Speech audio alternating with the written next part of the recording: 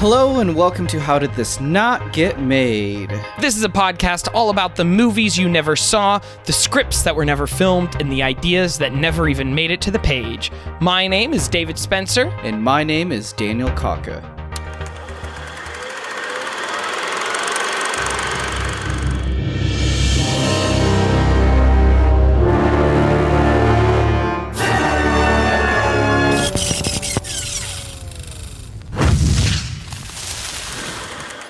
Da da da da da da da da da da da da da da. Dan, what? Whatever could we be talking about this week? We are talking about the, I guess, number one superhero of all time? Yeah. I guess, maybe? We are talking about Superman. All right. We got to go through all of the superheroes. We do. We'll eventually get there. Look, up in the sky. It's a bird. It's a plane. It's Nick Cage.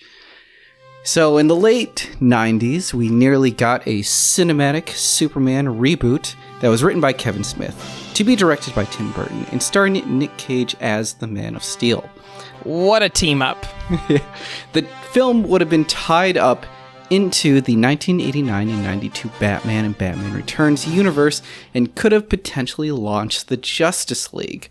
Now, could this have been the greatest Superman movie ever made? Short answer, yes. Long answer, well, that's the entire podcast.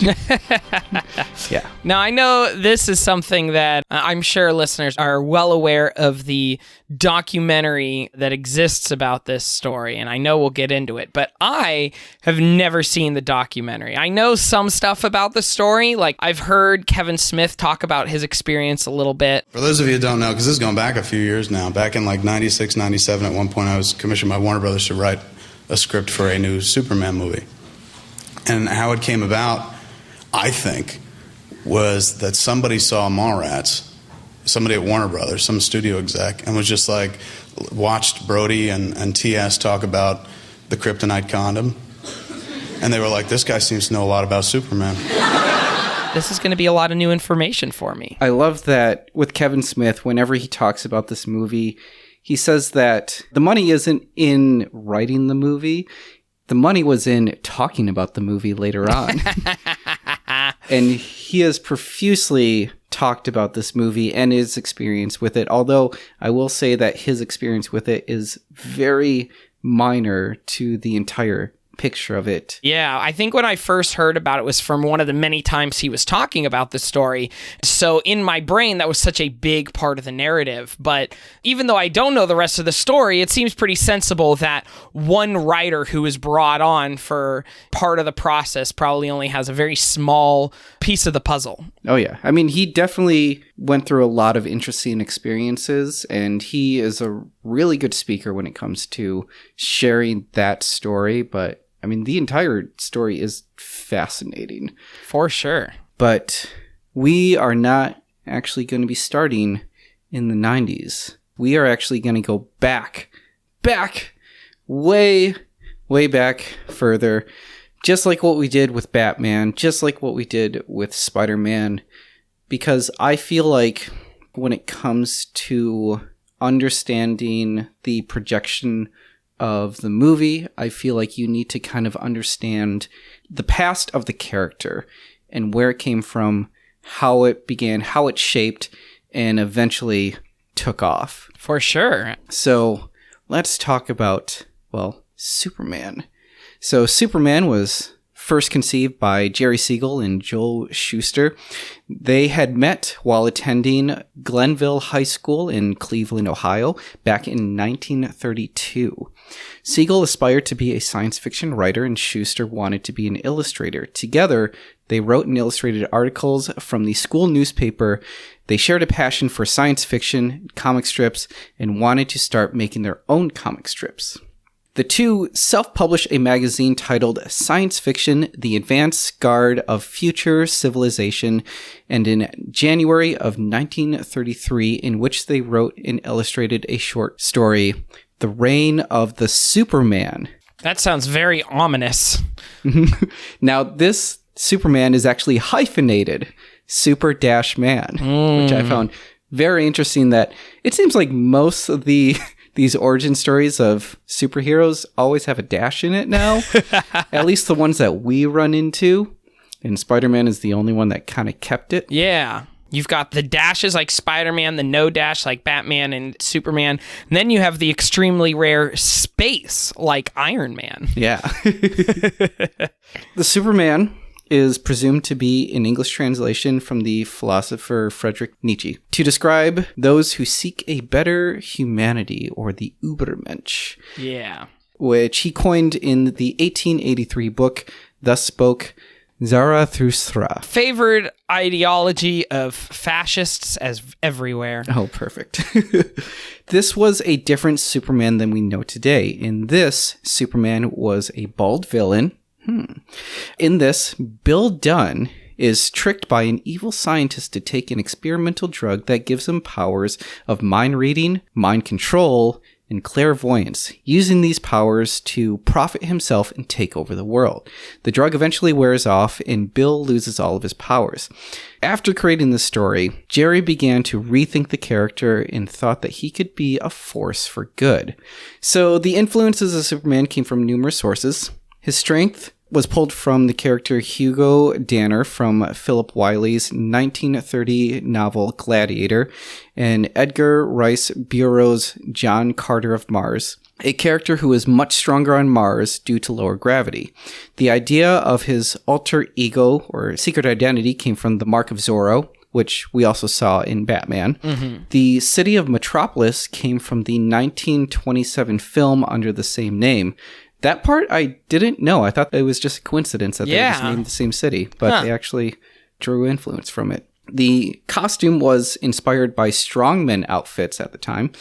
Schuster was interested in fitness culture, and as a boy was a fan of men like Sigmund Breitbart and Joseph Greenstein, which he used as reference when drawing Superman.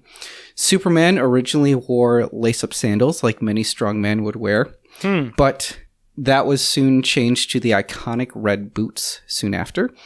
The cape was an idea from pulp action heroes who often wore capes, and usually was used as a great way to show that the character was in action.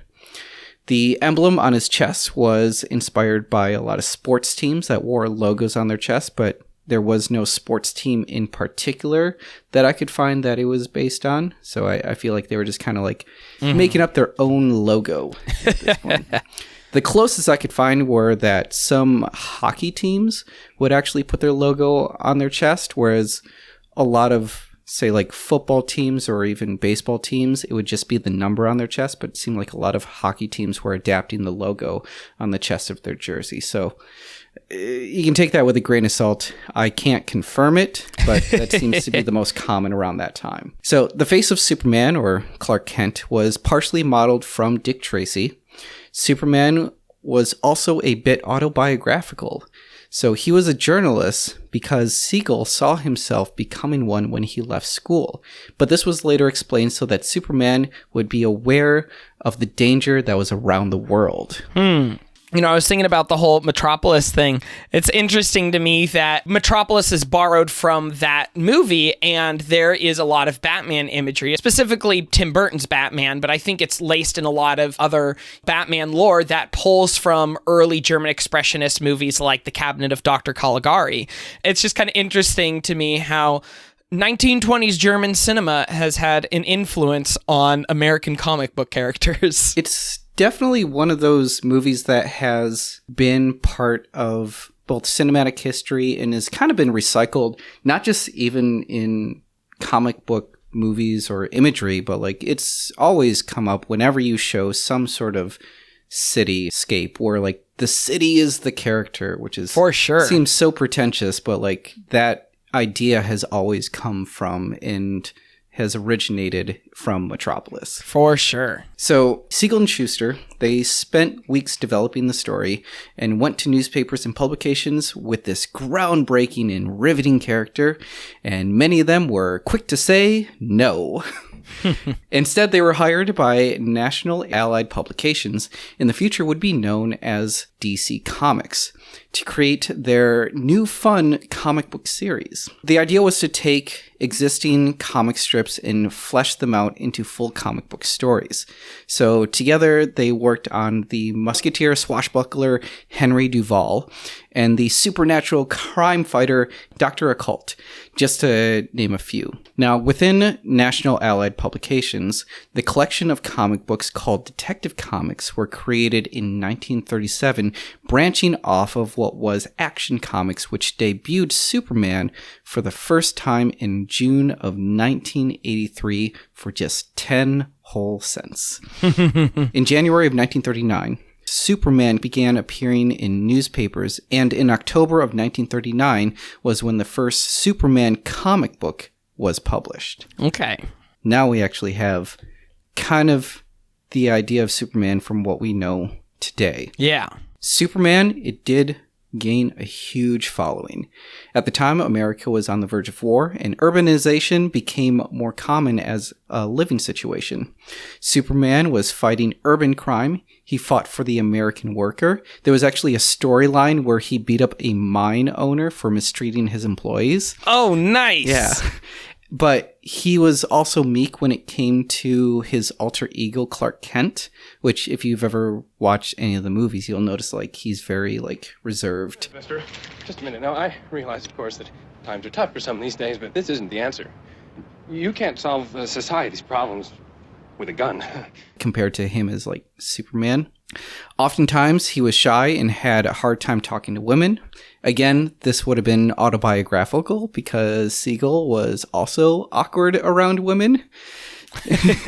The idea of Superman taking on social issues would then carry with him throughout the years. That's one of the things I think is really interesting when you think about the origins of Superman, and especially, you know, in connection to the Übermensch. The idea of the Superman, of the Nietzschean philosophy, is something that is kind of inherently fascistic and inherently this idea that some people are just better. And it ties into this whole, like, some people just deserve to rule and some people just deserve to be subjugated. Mm-hmm. And so it's really interesting that that's where the name Superman came from, but then he became a symbol of good and altruism, how the writers used that name and that idea, but to fight against oppressors, whether it's defending workers' rights. I know there's another famous storyline from like the 50s or 60s where they had all of Superman's enemies for a while were real life KKK members. Yeah. And it led to like a massive drop in people being a part of the KKK because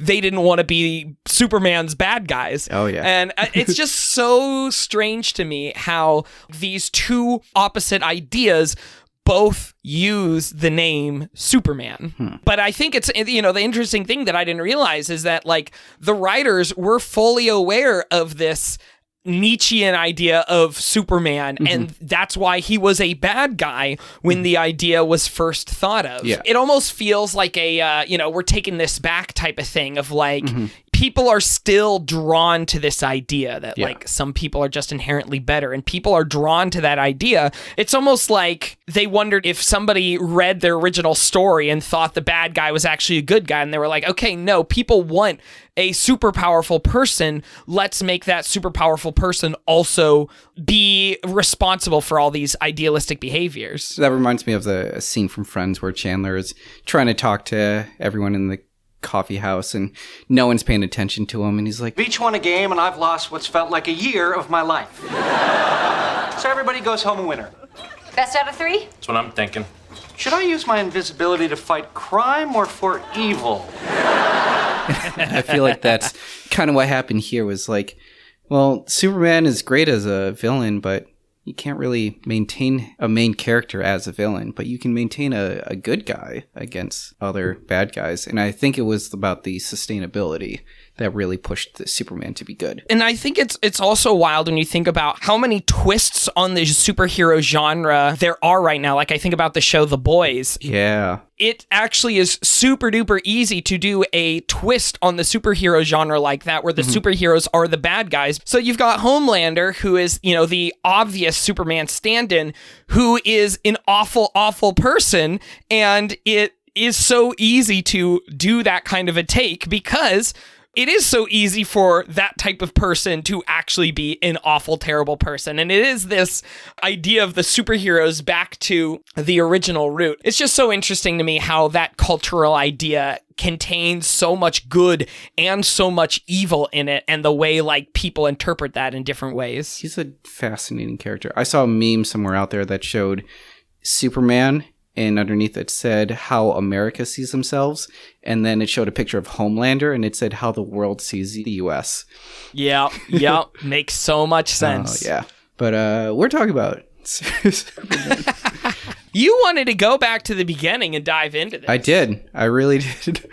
So Superman was first personified by an actor on July 3rd of 1940 during the New York's World's Fair.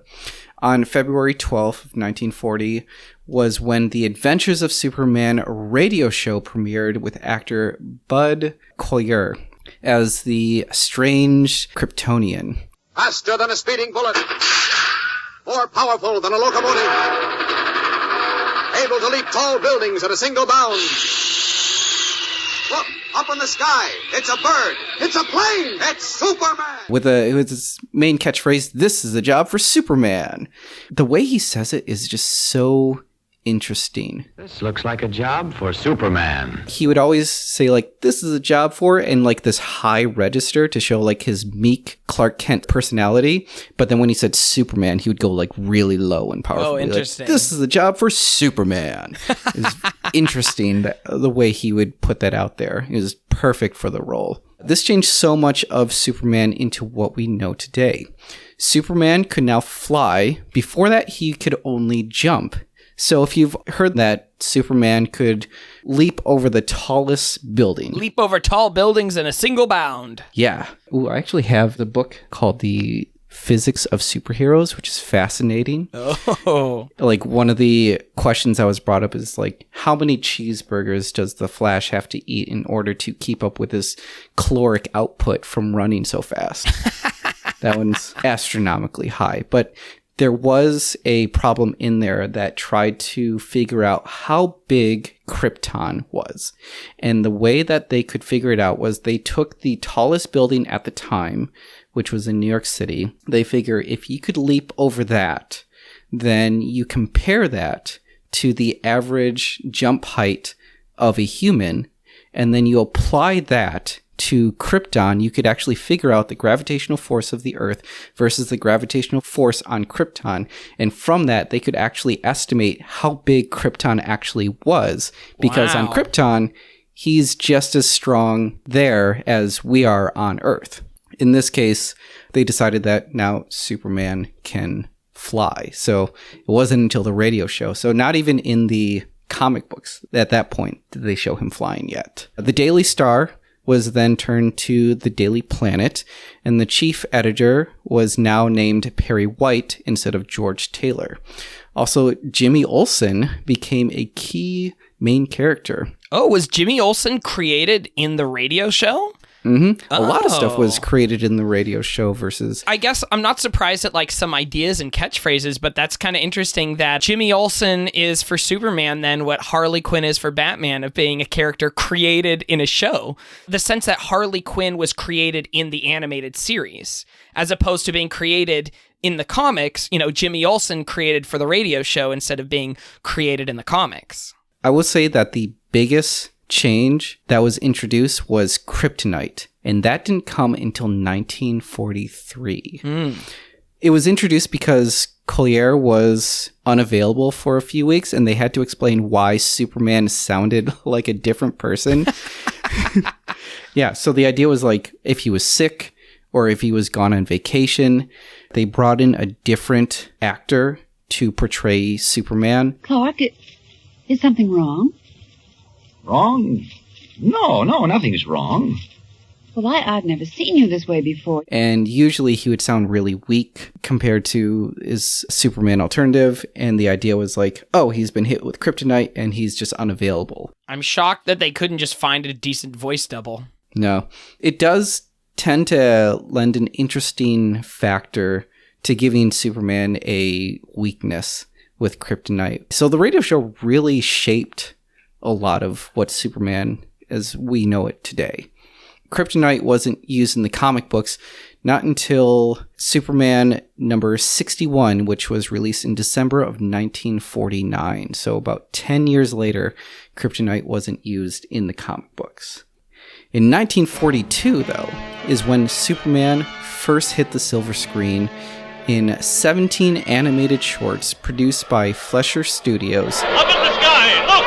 It's a bird! It's a plane! It's Superman! The same studios that made Betty Boop and Popeye, and was distributed by Paramount Pictures.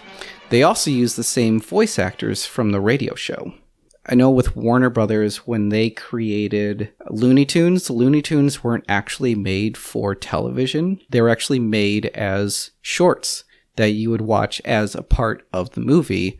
And this is how Superman was presented. It was actually presented as part of a movie feature, because when you go to movies, like, it was kind of like an event that you would go to. Like, you'd watch the newsreels, you would watch shorts, animated shorts, you'd watch the actual movie, and then after the movie was done, then you would actually see previews for other movies, but they actually called them trailers because they trailed the end of the movie, and that's where we get that term from.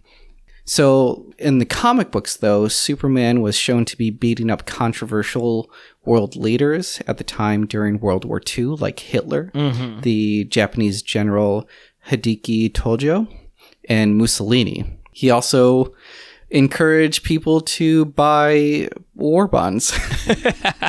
Like every animated character of the time. Mm-hmm. It's kind of like with Disney when they were asked by the government to use Donald Duck to help people buy war bonds, pay their taxes. Yep. Invest in war saving certificates today. Oh, Yes, you. What would you be worth if the United Nations lost this war? Nothing. We must win. Enlist in our army of regular war savers today. Great stuff. I'm gonna do it. Did you know that Donald Duck is also a honorary Navy? Yeah, he's an honorary member of the Navy. Mm-hmm. I always thought that was fascinating. I wonder if they have those on Disney Plus. The Donald Duck World War II propaganda films. Ooh. That would be really fascinating. That would be great. I'll have to look into that. So the first time we see Superman in live action was actually in 1948, simply titled Superman. Krypton was a rugged planet, laced with jagged mountain chains, rich in strange minerals unknown to Earth.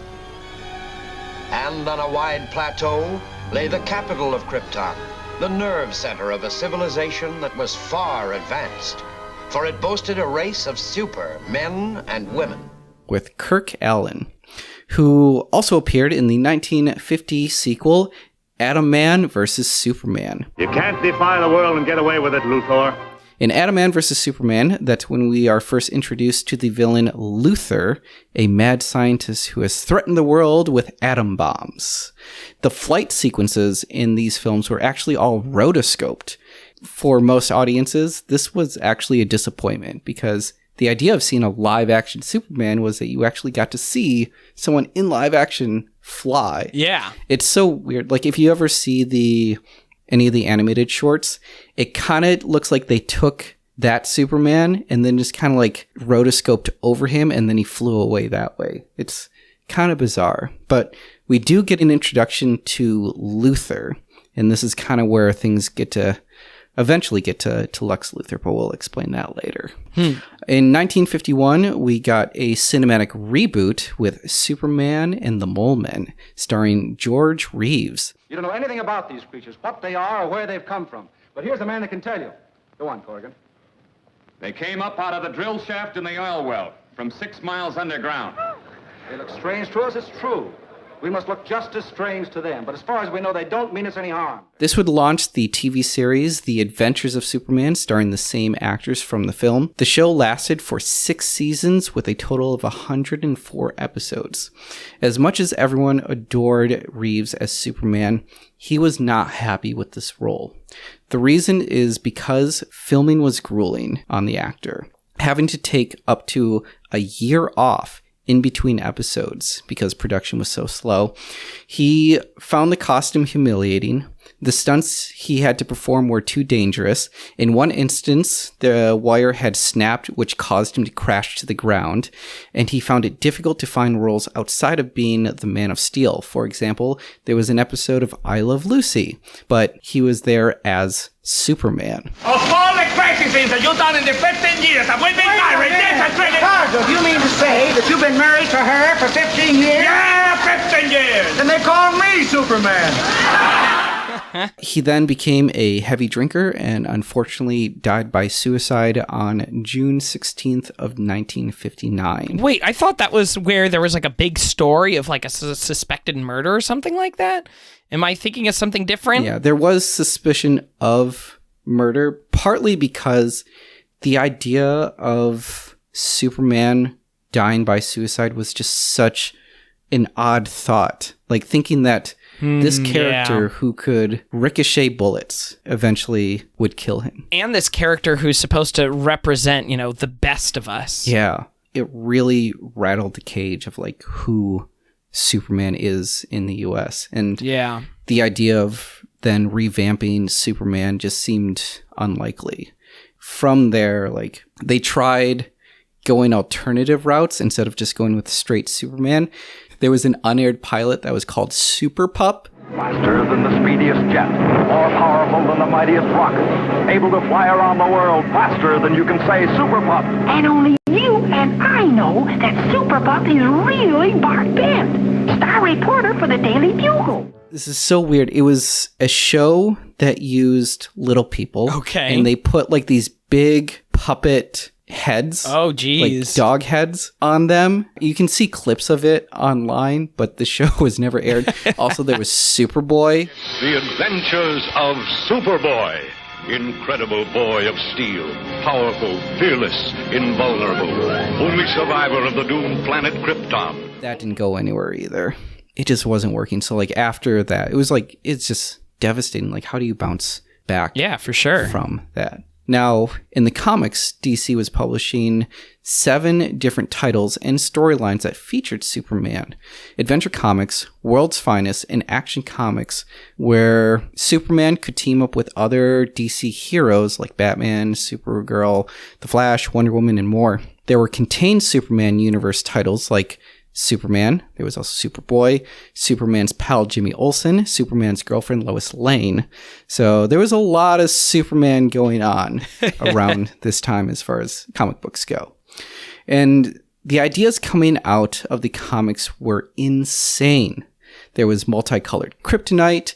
He had a mermaid girlfriend for a little bit. There was Beepo, the super monkey, Comet, the super horse, Crypto, the super dog, and there was a storyline where Superman blew out a star like a candle. Superman seemed to be beyond powerful, and the comic book writers found it difficult to find villains that could match his strength. I mean, yeah, if he can do almost anything, like how do you defeat him? So they would often turn to a lot of emotional drama and ask the questions like, could he love? Could he be married? And this always baffles me, and I know Kevin Smith touches kind of on this in Mallrats, but could he have kids? Could he conceive of a kid? Would that work? I don't know.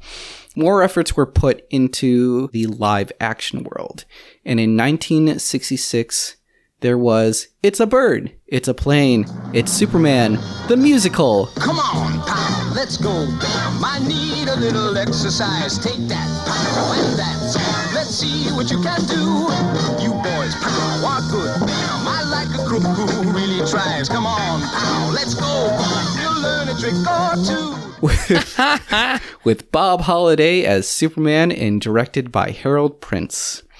This spawned the 1975 TV special under the same name starring David Wilson, and it was not well received. Even the Superman comics weren't doing too well. DC hired editor Julius Schwartz to try and revamp the hero, updating him, making him into a TV reporter, but readers seemed to be losing interest in the man that seemed more powerful than God. Not even the cartoon Super Friends could help. It looked like Superman was about to receive his last dose of kryptonite. But lurking underneath, in 1973, there was producer Isla Sockland, who convinced his father, Alexander Sockland, to purchase the rights for Superman. After a long process trying to obtain the rights, DC agreed to let them purchase the property alongside with partner Pierre Spengler. Right away, the Socklands were looking to make a big swing. To write the script, they considered William Goldman, who had done Butch Cassidy and the Sundance Kid, All the President's Men, and The Princess Bride. There was Leigh Brackett, who had done The Big Sleep, Rio Bravo, The Long Goodbye, and there was an early draft of The Empire Strikes Back that he wrote. Yep. There's Alfred Bester, who wrote the science fiction classic, The Demolished Man. He was hired on for a bit, and he actually wrote a treatment, but they eventually settled on Mario Puzo. Do you know who Mario Puzo is? I do not. He wrote The Godfather. Oh, okay. And with the help of David Newman, Leslie Newman, and Robert Benton. Now, the directors that were considered were Francis Ford Coppola. Like I said, they're swinging big for this movie. For sure. There's William Frederick, Richard Lester, Peter Yates, John Gillerman, Ronald Neame, George Lucas was also considered, but he was in the middle of doing a little movie called Star Wars. I don't know if you've heard of it. Steven Spielberg, I thought was really interesting, was actually considered, but they considered him too inexperienced as a director to actually take this on. Makes sense. Mm-hmm. Although, he's got the idealism that would be a perfect fit. Yeah. And then there was Sam Peckinpah, which I thought was interesting. Peckinpah was actually dropped because during one of the meetings, he pulled out a gun. I tried looking more into the story because this is insane. That he just pulled out a gun. Like, was he offended or something? Or is like, I'm going to have it my way or the highway or something? The closest I could find was there was an article that read, I believe that this was aimed towards Ilya Sockland. He was the one who convinced his father to purchase the rights for it. But Peckinpah was quoted saying, "You got to shut up, kid. What do you think you know about movies?" That was it. That's all I could find. It just moved on. And it's just insane to me that like this meeting happened and it's not talked about more. Yeah, for sure. And then after producer Mark Robson saw The Omen, he knew that Richard Donner had to be the director.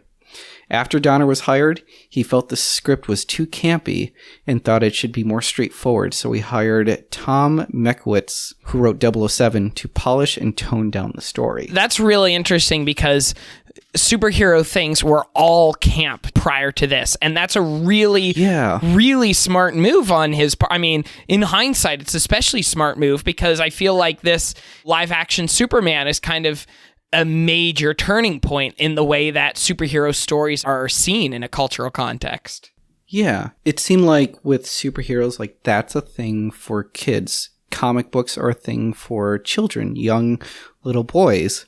And they're approaching this as if this is going to be an Oscar-nominated movie. And you got to think, like, the power of nostalgia. There's a lot of kids who grew up with Superman who are now adults and want to see a realistic take. I mean, it's definitely not the same definition of quote-unquote realistic superhero story that when somebody says that term today, what they mean. But I know one of the big marketing pushes for this was, you'll believe a man can fly. This year, Superman brings you the gift of flight. That idea, I think, was used in commercials and trailers, and like it was a big part of the marketing of this movie. And I feel like that's in direct response to what you were saying about the 50s Superman thing, where they were rotoscoping the flying. And this was a time where it's like people want to see Superman like they've never seen it before. And that means somebody taking Superman seriously. It's like the idea that Tim Burton had brought up with Batman, thinking realistically, what brings a person to dress up and fight crime? What brings them to that point?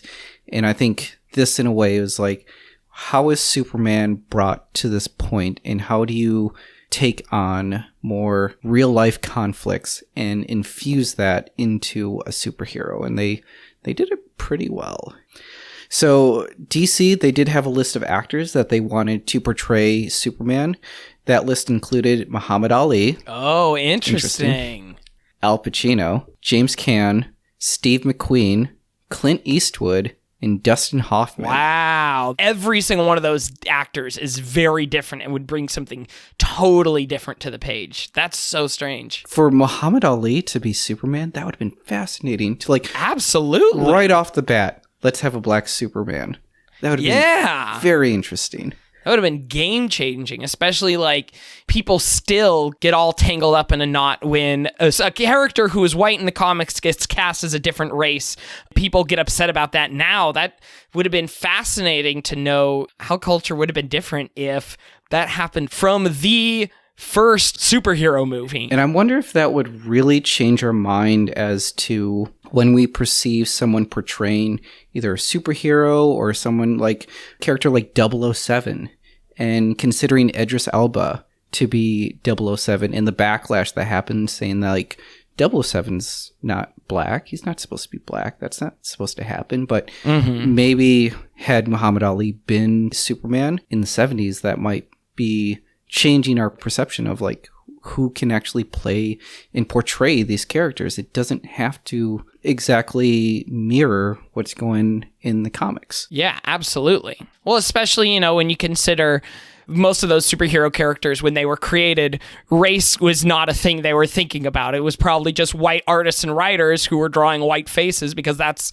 what seemed the quote-unquote norm for them. And I think about characters who get cast as a different race other than they're drawn as. And any minority character, any minority hero, you can't cast as a different race because their race is a part of the character. Luke Cage has to be black. That is part of his character. Black Panther, obviously.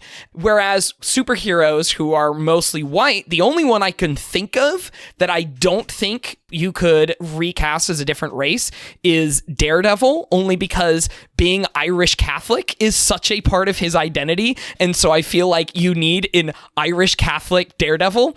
But for every other character, it's just that happened to be, whatever the stock image in their mind was. And considering that Superman is an alien. Yeah. And for him to look different from everyone else, oh man, this would have been absolutely fantastic if they went this direction. People always talk about how Superman is an immigrant story as well. To have a non-white face, that would have been really, really interesting. Yeah.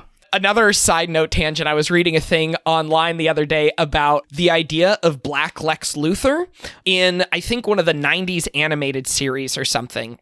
Because of the way Lex Luthor was drawn, he resembles more of a light-skinned black man than a white person, just because of the way his jawline is structured and his facial features are structured. And so because of that, a lot of people kind of saw this as Black Lex Luthor. And since then, there have now been other interpretations of Lex Luthor as a black character. The Harley Quinn show, for example, has Giancarlo Esposito, is that his name? The guy who plays Gus Fring in Breaking Bad, but he voices Lex Luthor, and it is a black Lex Luthor in that show. That's fascinating.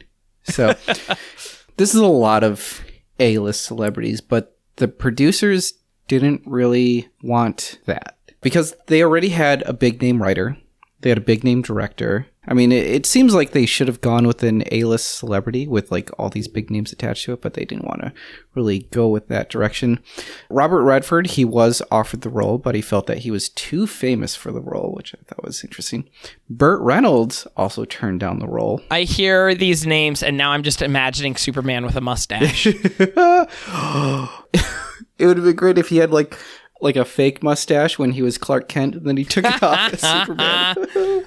That's perfect. Sylvester Stallone was really interested in the role, but that did not happen.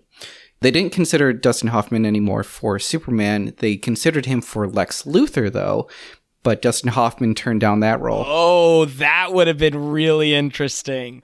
Although he did end up playing one of the most perfect villains in Hook. So oh, yes. I'll say we got him there. Paul Newman was offered in the major 3 roles, but he eventually turned all 3 of those down, which was, I believe, Superman, Lex Luthor, and Perry White, I think were the major. Oh, I was like, major 3, they offered Lois Lane to him? As long as we're talking about interesting takes, that's definitely an interesting take. Paul Newman is a chameleon. I'm on board for gay Superman. Oh, man. Him and Jimmy Olsen? I think the age difference there makes it a little creepy. I mean, you could always lower the age of Superman, bring up... That's true. Like they did in Smallville, where they're basically the same age. Yeah, you can play around with that for sure.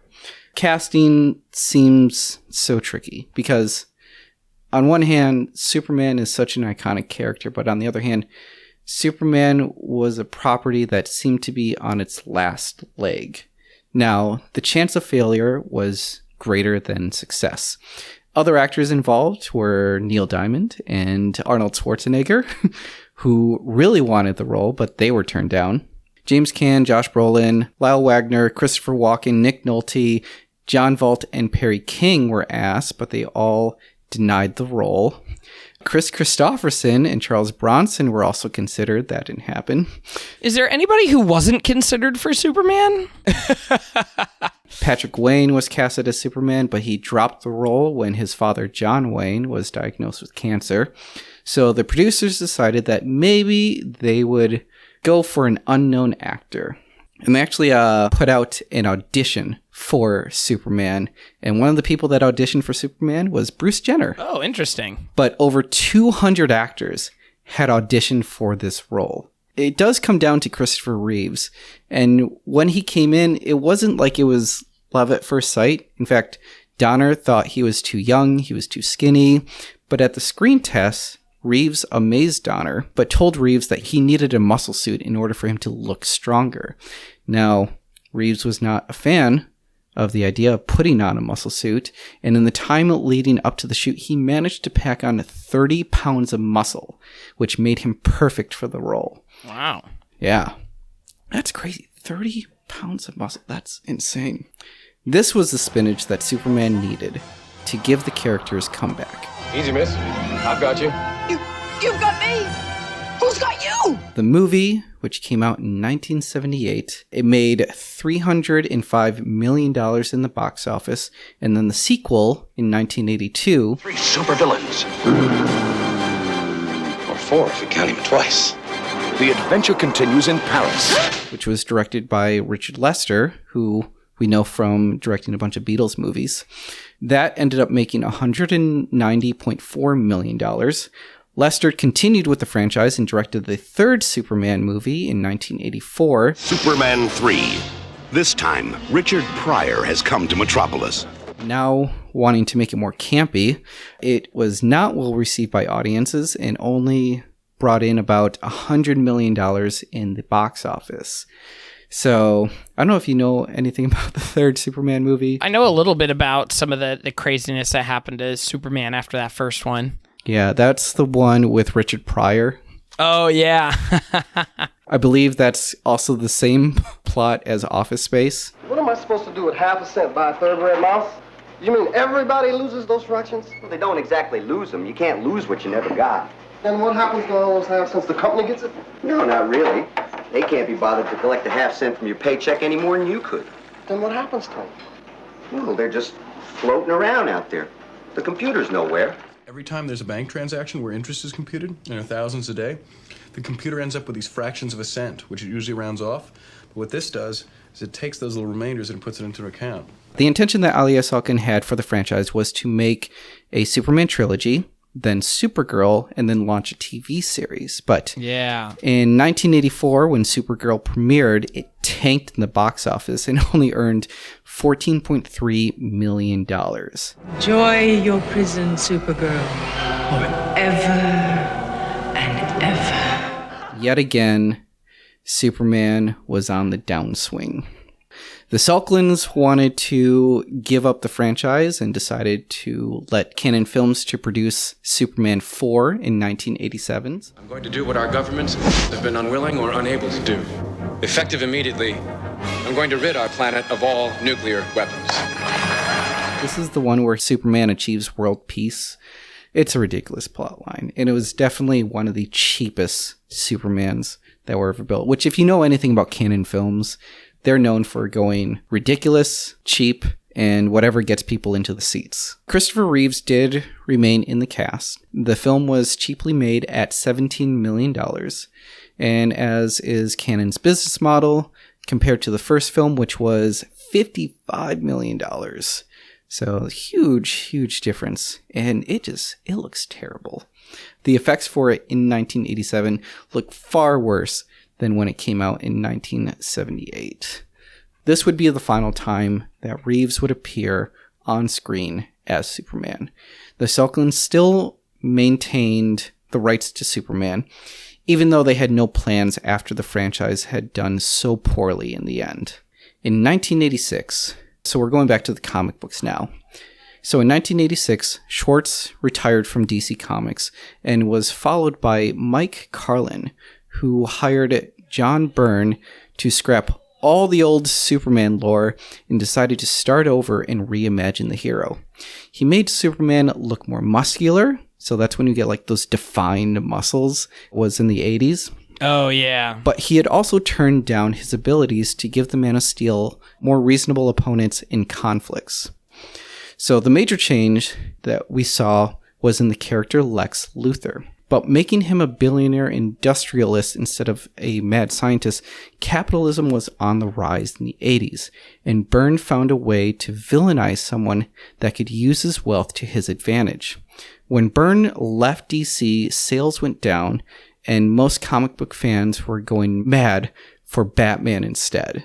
Batman had become DC's biggest superheroes, not just with the comics like with Frank Miller's The Dark Knight Returns in year one, but in the box office as well with Tim Burton's Batman. You're having an image problem. Don't be ridiculous. I'm Superman. Yeah, exactly. You're fucking white bread. You're boring. Look at you in your stupid outfit. So in the comic books, with Batman overshadowing Superman, they had to do something to make a splash. After 50 years, Clark Kent finally reveals himself to Lois Lane and tells him the truth that he is indeed Superman. I'm Superman.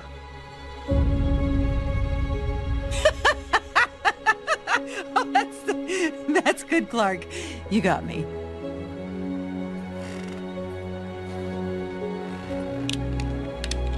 Look at me.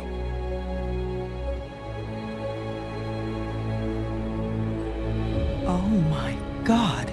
Also, they got engaged to be married. This gained a lot of readers, but unintendedly, they gained a lot of female fans.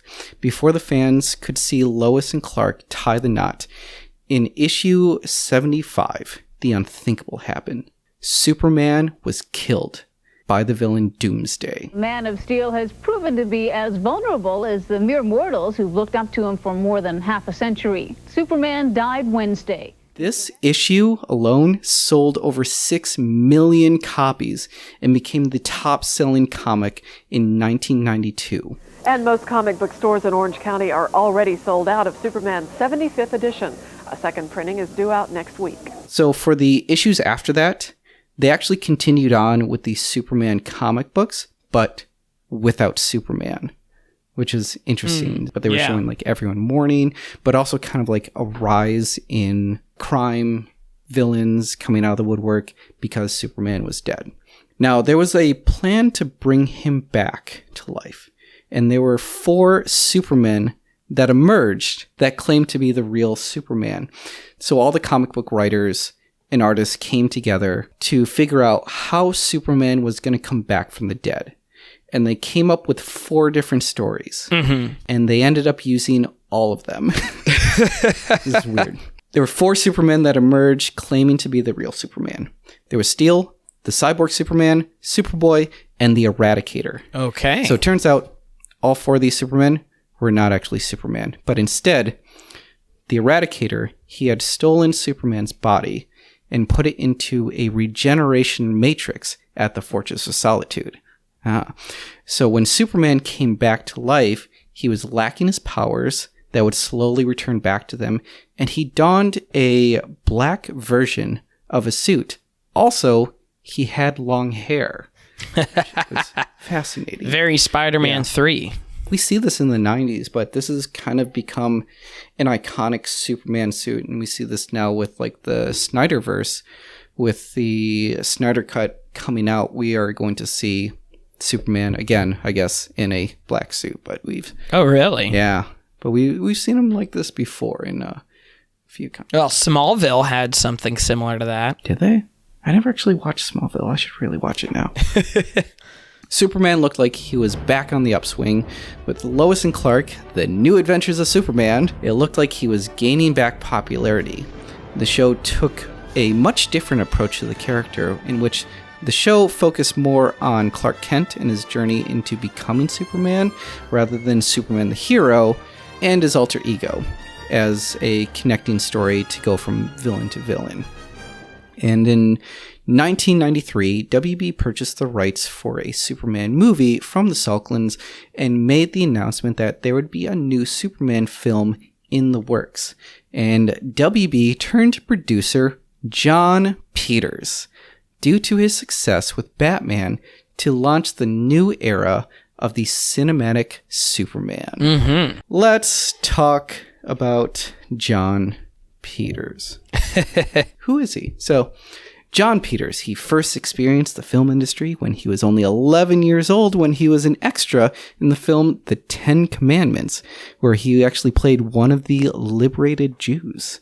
He was so enthralled by the filmmaking process that he actually refused to wash off his makeup when he came home from set. And he knew that this is what he wanted to be a part of for the rest of his life. Growing up, he worked at his mother's family hair salon on Rodeo Drive in Beverly Hills to make a living. There, he designed a wig for Barbra Streisand when she got cast in the 1974 comedy For Pete's Sake. The two formed a relationship. Streisand thought that his talents could be used elsewhere rather than in the salon, and had him produce her studio album Butterfly, and would later have him be the producer for her next film, A Star is Born, in 1976. Over the years, Peter has been known for his reclusive behavior. While in pre-production of A Star is Born, he suggested that he should be the director and the star of the film. Who else do we know as a star and director of A Star is Born? And there were multiple accounts of his quick temper around Streisand. The fact that he still has a career in the film industry baffles me. He was even the producer for the newest A Star is Born. So when Peters was assigned to produce, he immediately hired script doctor Jonathan Lemkin to write the script. Prior, he had written a handful of episodes of 21 Jump Street, Beverly Hills 90210, Hill Street Blues, and he helped revise the script for Demolition Man. With the pressure of WB, Peters, and major toy companies on Lemkin's back, he knew that he had to make a great Superman story. So he used the recently successful The Death of Superman, World Without Superman, and Superman Reborn as a launching point for his story. His story would immediately kill off Superman, and Lois would discover soon after she was pregnant with their son. Their son would grow and mature much faster than any human, and when he matured, that's when he would begin his superhero adventure. Sprinkled into the script were some Burton-like elements, and to try and tie into the newly created DC universe. Keep in mind, he had not been attached to this project at this time. WB was not happy with the script and felt the tone and style were too similar to Batman Returns. It's not a bad pitch. I'm curious what in the tone was being too derivative, because I feel like you can definitely take that log line and make something really unique out of it. Yeah, I think you can do something interesting with it. Although, when you go and see a Superman movie, you kind of expect it to be Clark Kent. And especially if you're rebooting it, like, you want it to be Clark Kent, not son of Clark Kent. Yeah, but this is also not even 10 years after the last Superman movie. Yeah, I can see why that script is questionable. So, next up to take on Superman was writer Gregory Poirier, who had recently worked as a writer for Peters on the movie Rosewood. He turned in his draft in December of 1995. His draft matched the same dark tone as Lemkin's script. He focused more on Kal-El's existential crisis that he was an alien on Earth and what it means to him. He also introduced the villain Brainiac, an extraterrestrial cyborg who builds Doomsday, a monster with kryptonite for blood. Doomsday kills Superman. Another alien, Cadmus, then resurrects Kal-El from the dead. The reborn Superman is alive without powers, so he dons himself into a robot armor so that he can keep fighting his enemies until his powers come back. And then using the mental discipline known as Finyar is what brought back his powers. Weird. I like the idea of Superman having to relearn his powers and being powerless for a time, but I don't like him making a robot suit to make up for it. Yeah, because I feel like you're not learning anything, because you're just immediately giving him his powers again. Lastly, by Peter's request, when Superman is fully capable of his previous abilities, he dons a black outfit rather than the common red and blue suit from before. They're really obsessed with this black outfit, although black suited Superman does seem really interesting. Yeah. WB was a fan of the script until they met up with Kevin Smith, who is in the process of making Chasing Amy, and he was asked to rewrite multiple scripts, including the sequel to Beetlejuice. Because Chasing Amy was about two comic book creators and his Superman monologue in Mallrats, WB saw him as a true comic book fan and asked what he thought about the script. This will definitely, score a lot of points for the comic book fanboys if we have Kevin Smith writing our movie. Yeah. Oh, yeah. Like, I'm sure that name cred mattered more to them than Kevin Smith's actual opinions. Oh, yeah. Having a comic book movie, Kevin Smith approved, yeah, that's definitely going to make millions in the for sure opening weekend. So in an Entertainment Weekly interview, Kevin Smith had said, I said I thought it was terrible. Poirier didn't get the Superman mythos. So WB was terrified that his thoughts would persuade fans away from the movie, especially with Kevin Smith, who is a proclaimed voice in the comic book nerd community, also owns a comic book store still to this day. It was formerly known as Comixology, which is now known as Jay and Silent Bob's Secret Stash. Mm-hmm. So WB seized the opportunity and hired Smith to rewrite Superman under certain parameters. Superman had to die. Brainiac is their featured villain. Okay. And he has to go talk to John Peters. Peters then added his ridiculous demands. 1, I don't want to see him in that suit. 2, I don't want to see him fly.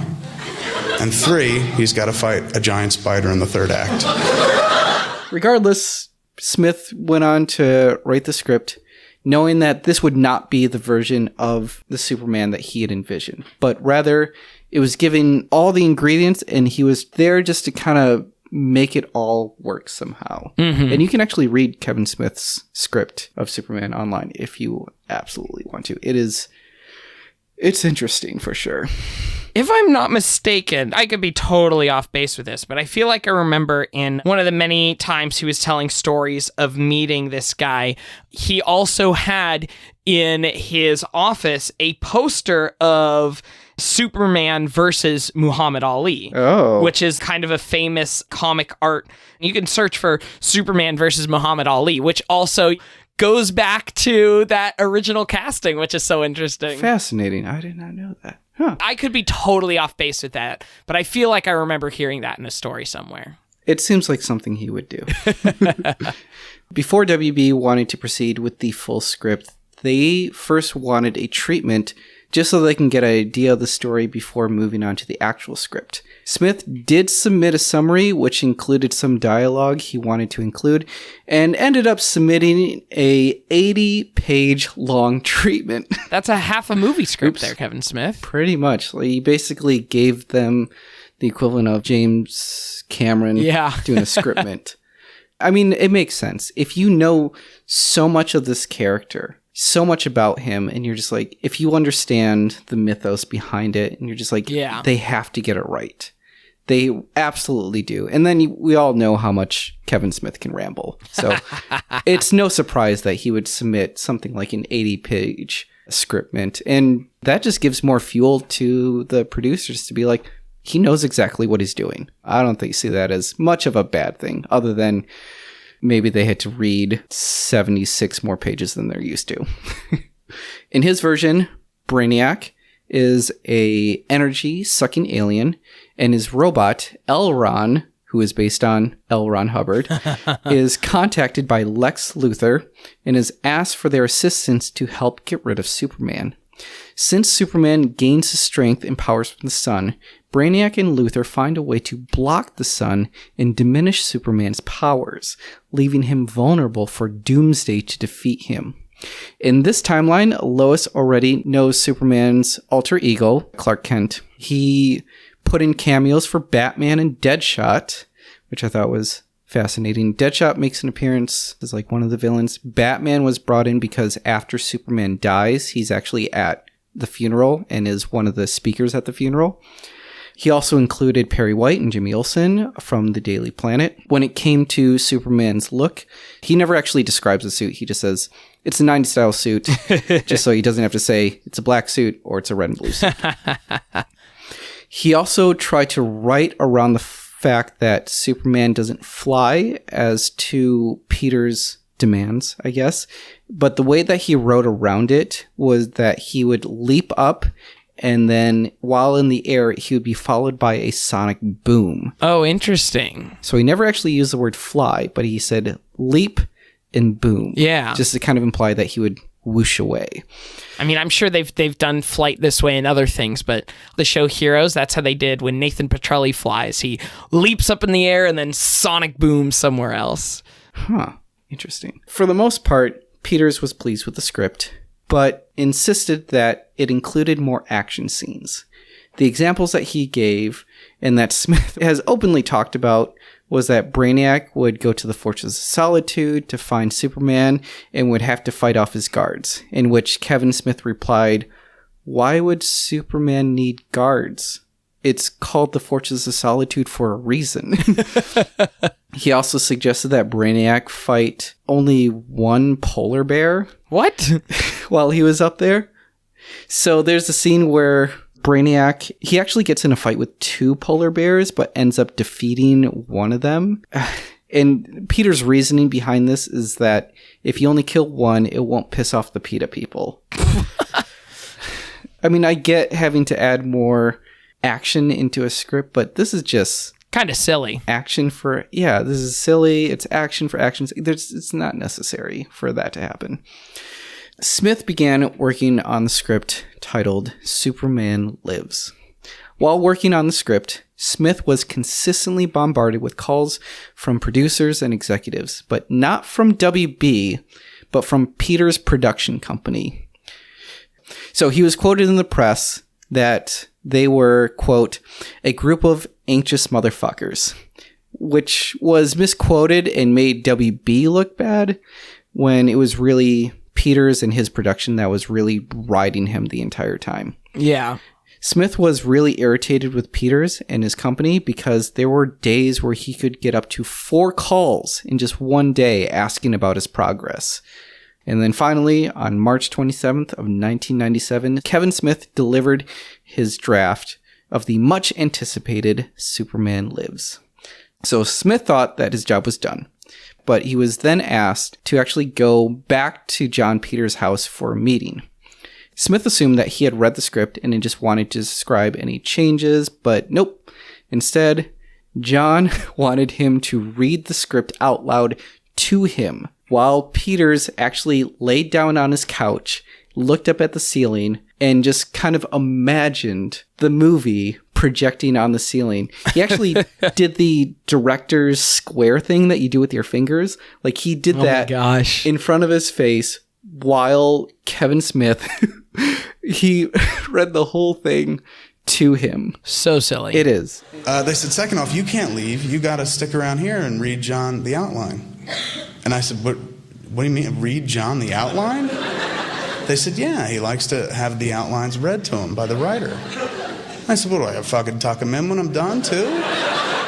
The argument from Peters is that he doesn't really get the energy of the movie just by reading it, but he wants to be able to experience it. And who better to know the material than the writer and have that reading out loud to him. Again, how Peters is still a producer baffles me to this day. The first director who was asked to make this film, which is actually one of my personal favorites, Robert Rodriguez, was asked to do Superman. Got Kevin Smith and Robert Rodriguez on a big studio superhero movie? Yeah. It is wild. Oh, man. I love Robert Rodriguez, most of the stuff that he does. And he would have been very interesting. Yeah. To put this all together. He had read the script. He really liked it. But at the time, he had just wrapped From Dusk Till Dawn, had plans to move back to Texas. He also just had his first child. He had published his book, Rebel Without a Crew, and was in the middle of premiering Desperado. So I would say at this time, he was just a little busy doing some stuff. And as much as he liked the script and knew that it would be a big blockbuster hit for him, he did turn it down and instead went on to make The Faculty. Next up was Tim Burton. Now we're really getting into the meat of things because he launched Batman with Peters with much success. But WB was wary about having him direct since he had just released Mars Attacks, which proved to be a big flop. But this could also potentially be his comeback. The actor that came up a lot and the producers were in favor was Nick Cage, who had done The Rock, Con Air, and won an Academy Award for Leaving Las Vegas. We mustn't kick the bar, we lean into the bar. Just lean into the railing. Because it's not Vino Veritas, it's en Vino Veritas. Who the fuck are you talking to? Whenever I bring up Nicolas Cage being Superman and so many people just wondering why, thinking that this would just be a ridiculous person to play Superman. Well, the thing that interests me, it sounds like the studio wanted Nicolas Cage when I would have assumed it was the other way around, that it was Nicolas Cage gunning for this role. And he kind of was, in a way. Cage is an outspoken comic book fan and had recently turned down the role of Tony Stark for an Iron Man movie that was in development. That would have been so interesting. I am here for Nicolas Cage as Tony Stark. That's interesting. That'll be something that we explore later. We'll put a pin in that for now. Okay. Now, there was obvious backlash for the casting, but Burton defended his decision by saying, "That's what they said about Michael Keaton Batman." Even Kevin Smith defended the choices, saying that his performance would have been tremendous. Is this before or after he named his son Kal-El? This is before he named his son Kal-El. But after he had taken the name Cage from Luke Cage to be his stage name. Yes. It felt like it was in the cards for him to eventually become a superhero, which, I mean, he did become Ghost Rider. He became Ghost Rider, and he was Spider-Man Noir. Yeah. But in line for Lex Luthor was the Oscar winner, Kevin Spacey. Wait, had he won an Oscar already at this point? What year are we in again? We are in 97. So what, would this have been like right after the movie 7? Oh, The Usual Suspects. And 7. Oh, of course. And of LA course. Confidential. Of course. I always forget about The Usual Suspects. Yeah, Lex Luthor was going to go to Kevin Spacey. For Brainiac, WB looked for a more comedic style and actually considered Jim Carrey, while Burton wanted Christopher Walken or Chris Rock for Jimmy Olsen. Yeah, which Chris Rock would have been fascinating. Yeah. This is the time where Kevin Smith was also working on Dogma as well. Oh, and yeah. Chris Rock was actually on set, and he actually asks Kevin Smith, he's like, "Guess who's up for Jimmy Olsen?" And he's like, "Is it you?" And like Chris Rock was a little offended by that. And he's like, "Yeah, it's me." He's like, "Oh man, no, that's awesome. That's great that you're going to be Jimmy Olsen." Which, I mean... No, he would have been a great job. Chris Rock as Jimmy Olsen would have been awesome. Yeah, absolutely. For Lois Lane, they were considering Sandra Bullock, Julianne Moore, and Courtney Cox. Those were the three at the top of the list. I could definitely see any of them, doing a good job. Yeah. I think Julianne Moore would be a really interesting Lois Lane. Yeah. Although Sandra Bullock is, I don't know. Sandra Bullock, especially that era of Sandra Bullock, feels like spot on. I feel like she would have brought in some spunk, like the Aaron Brockovich spunk, into Lois Lane. Oh, yeah. Well, I mean, I feel like that's always been part of Lois Lane's character as well. I mean, she's supposed to be a snappy reporter. I mean, so much of Lois Lane and Clark Kent's banter is based off of His Girl Friday and that sort of thing. Sandra Bullock would have absolutely been able to do that. So the project was greenlit, obviously. Both Burton and Cage signed a pay or play deal, meaning that whether the movie was made or not, Burton would be paid $5 million, and Nick Cage was paid a whopping $20 million. Wow. Whether or not he would have been Superman or not. He's going to pay for a lot of dinosaur bones with that. He actually bought a dinosaur egg. It's crazy. Oh, I heard about him buying a dinosaur skull or something like that. Is a dinosaur skull? I believe he bought a castle as well. Yeah. He's a weird guy. Yeah. So WB was fully committed and started pre-production in the summer of 1997 with the hope that the film would be released in June of 1998, the 60th anniversary of Superman's first appearance in Action Comics. So right away, Tim Burton was not happy with the script and wanted a rewrite. Given the input from John Peters, this seems understandable.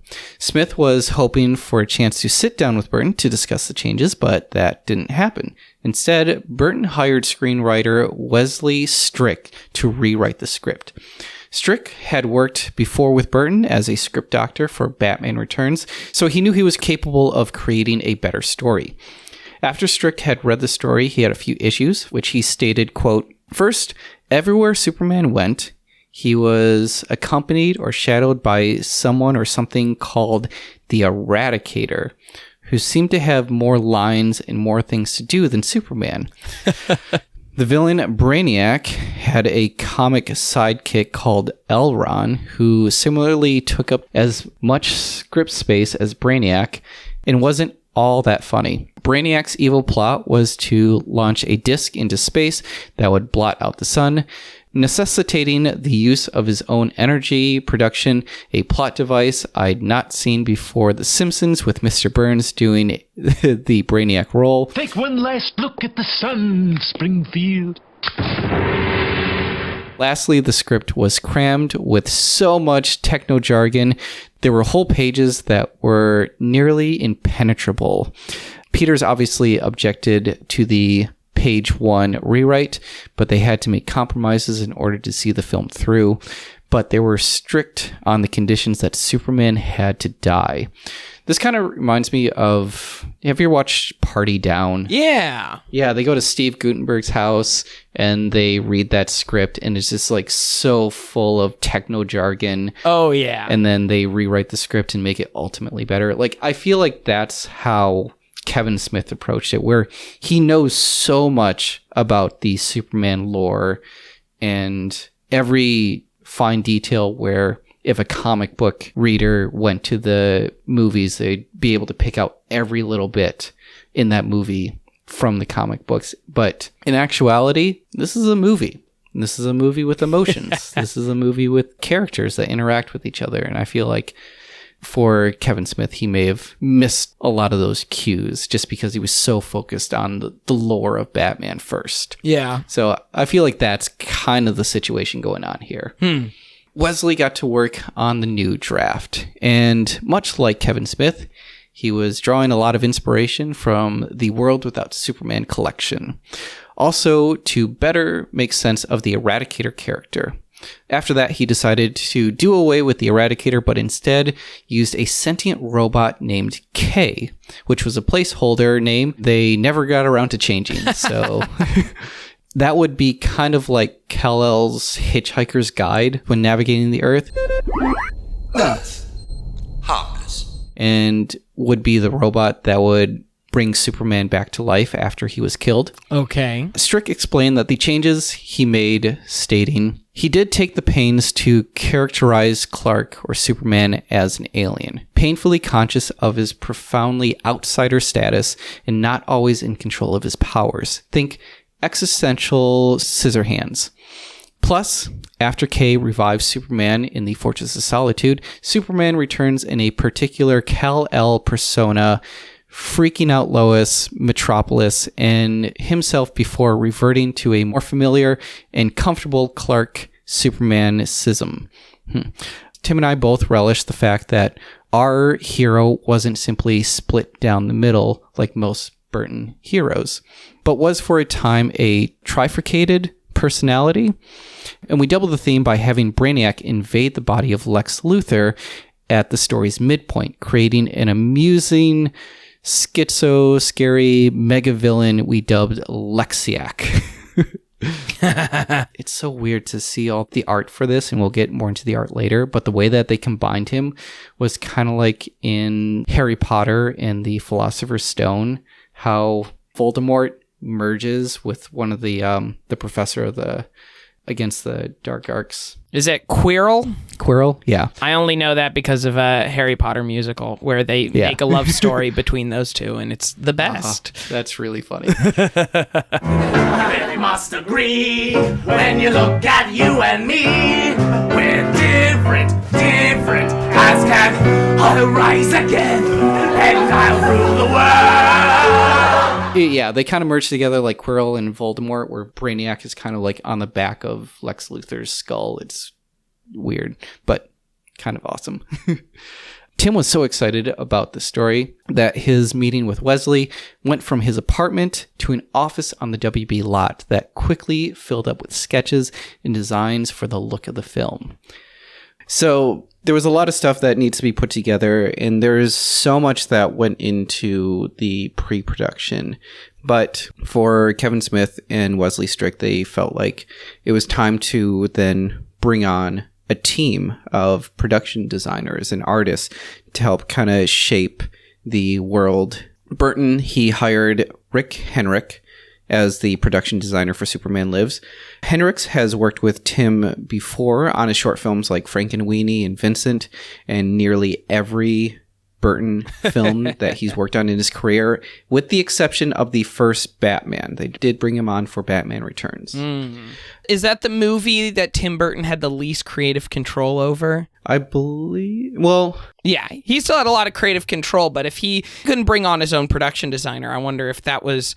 Tim Burton wasn't as established as a name, like he definitely was established, but I could definitely see that being the situation where studio wanted to kind of control the project the most. Yeah, and it seemed like a lot of stuff was set up before he came in and started directing. He came in more in the late 80s, and WB had obtained the rights to do Batman around the late 70s and early 80s. Mm-hmm. So a lot of things were getting put together at that time. So they were just finding the right director to fit the project, and Tim Burton just happened to be that. And then going on to Batman Returns, for Tim, he felt like that was his better film, and a lot of the mistakes that he had made in the first Batman, he felt like he could make up for in the second Batman.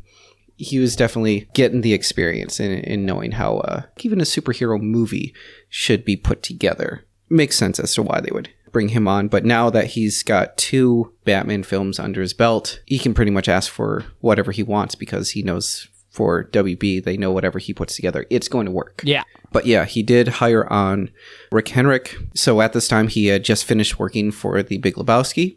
He also brought in a bunch of other team members as well. This is quite the list here. Put into context, like what other things they've worked on. So they brought on John Dexter, who was part of Mars Attacks, Jackie Ray, who worked on Hook, Batman Returns, Casper, Judge Dredd, Seven, Jumanji, Independence Day, Mars Attacks, and The Fifth Element.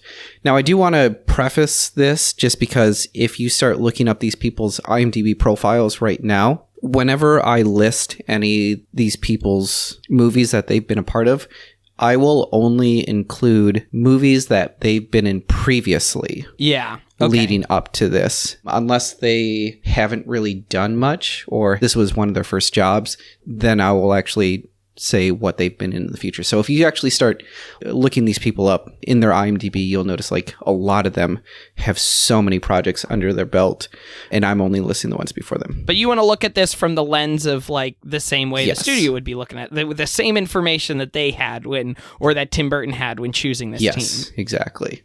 There was Harold Beckler. This was his first project. After this, he immediately went on to Batman and Robin. There was Jack Johnson, who had worked on The Shadow, The Goonies, Short Circuit, Beetlejuice, Ghostbusters 2, Edward Scissorhands, and Independence Day prior. There was James Carson, who had worked on Ed Wood, Batman Forever, The Rock, Mars Attacks. So it seems like it's really Burton heavy there. Oh, for sure. There's Bill Bowes, who worked on The Nightmare Before Christmas, Alien Resurrection, James and the Giant Peach, and the TV show Kablam from the 90s. That was such a weird variety show, but I really liked it. I don't know if I know anything about Kablam. Because growing up, I wasn't too much of a Disney child, but I did have cable, so a lot of me growing up was watching Nickelodeon or Cartoon Network. Actually, Cartoon Network had just began when I was like in first or second grade, I believe, is when it first started. So I was there like right from the beginning, and I remember my dad showing me, and he's like, it's a whole network, like a whole channel just dedicated to cartoons, and I was just in love with it. There. Last person on the team they brought on was Sylvian Dupreetz, who worked on Don't Tell Mom, The Babysitter's Dead, Universal Soldier, The City of Lost Children, The Fifth Element, and Alien Resurrection.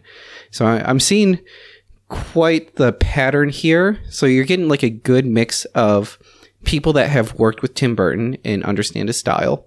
You have a lot of people who come from having that superhero background, and you have a lot of people who are working with, like, we got two people who worked on Alien Resurrection, so having that idea of like odd creatures and introducing that, it feels like you basically set up the perfect team to really create and shape the look of this Superman movie. So it's interesting if you get a chance to look up a lot of their art for Superman Lives, and you could just spend days just poring over the stuff that they created. It's pretty amazing.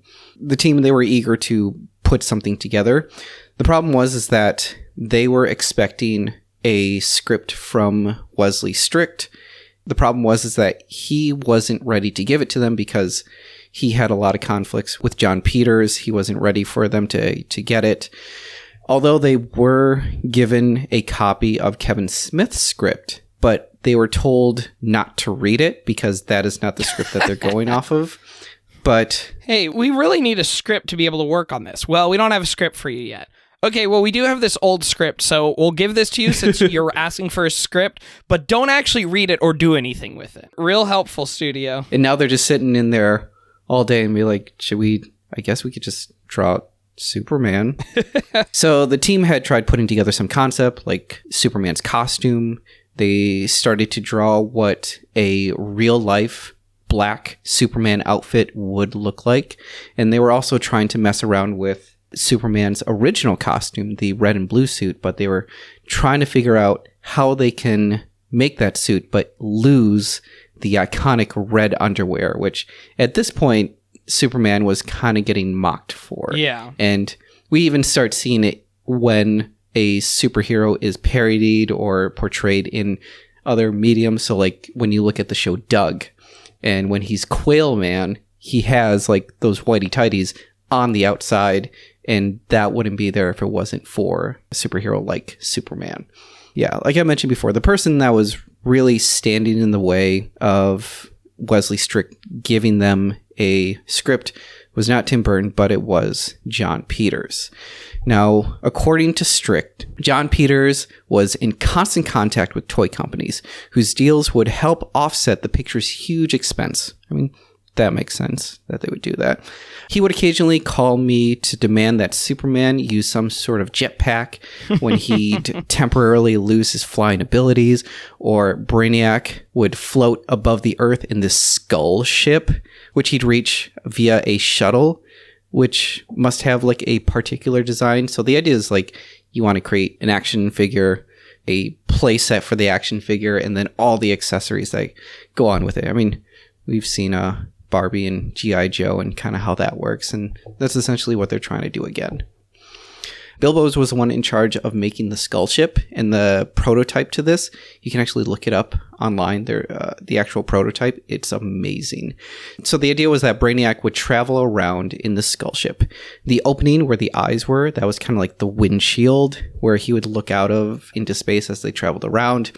For the prototype, Bose, he actually took a skull sculpture, and then he added some engravings to the surface of the sculpture. It kind of loosely looked like one of those sugar skulls, except it wasn't colorful in any way. You'll have to look it up. It's pretty amazing. And then he took bits and pieces of a model train from a model train store, which I think I know where that is.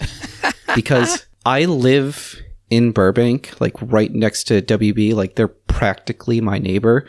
And just down the road from me is an actual model train shop. That's the only thing that they sell is model trains and accessories. And I want to believe that it came from that shop. I mean, it would make sense. Mm-hmm. So he was taking like bits and pieces there. He would glue them to the outside of the skull just to show the mechanisms that were controlling and powering the ship. The plan to build this massive ship would have actually been done on stage 16. I don't know if you know much about stage 16 or the Warner Brothers lot, but stage 16 is the biggest soundstage that they have on the lot. Ooh, there was a story as to like why it was so big. It was because of a Busby Berkeley musical, and if you've ever seen any of those, like it's a huge spectacle. And Marion Davies was the star of this movie, and there was one shot in particular. It was like this overhead shot that they could not get because the soundstage was not big enough, and Marion Davies wanted this stage to be much bigger and taller in order for this to happen. And she actually asked her, I guess, boyfriend is what we should call him. But her boyfriend was William Randolph Hearst, and he actually supplied the money to make this soundstage so big. They actually lifted it up from the ground up. Oh my gosh. And made it taller for this. But they've shot scenes from Jurassic Park in there. They have a huge water tank in there as well. So they filmed like Poseidon in there. They filmed The Perfect Storm in there. So a lot of like these big water scenes are done in there just because of that water tank area. Like this is a massive, massive stage. And for them to actually build the spaceship in there only means like it would have been incredibly huge.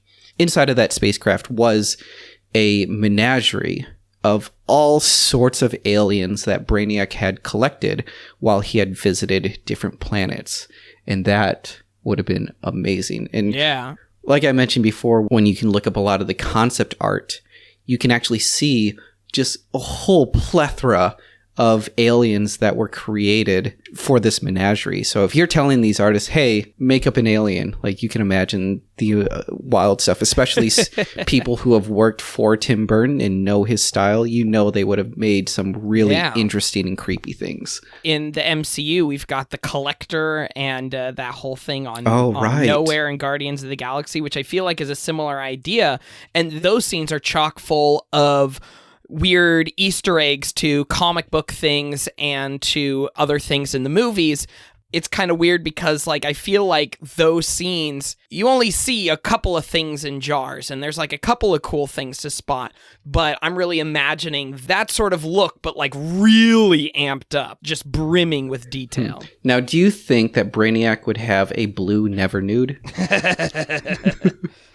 I hope so. I hope so too. And that'll conclude part 1 of Superman Lives. Stay tuned next week to see if this movie actually got made. Well, it didn't. I mean, if it did, this episode wouldn't be happening. It didn't get made. But stay tuned next week to see what happens to Superman Lives. If you want to send us any emails about any movies that you want us to cover, or have any corrections, because we will make mistakes. I know we do.